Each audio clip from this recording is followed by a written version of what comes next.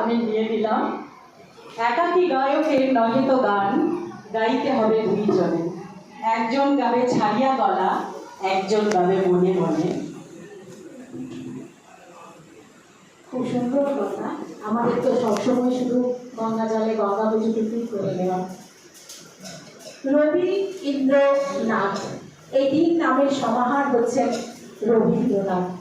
মাঝে মাঝে মনে হয় কি জানেন, এই ভীষণ বড় একজন রবীন্দ্রনাথ না, একটি টেরা ডাক্তারি, যার বড় পাতার নিচে নিশ্চিন্তে ঘরকন্যা করছে যুগের পর যুগ ধরে বাঙালি সংস্কৃতি, কৃষ্টি, কালচার। আর আমরা চাই, হ্যাঁ, এবার আমাদের সঙ্গীত পরিবেশন করছেন শ্রীলা ভট্টাচার্য মহাশয়া। আজকে কবিগুরুর জন্মদিন, তাই আমি ওনাকে নমস্কার জানিয়ে প্রণাম জানিয়ে আমি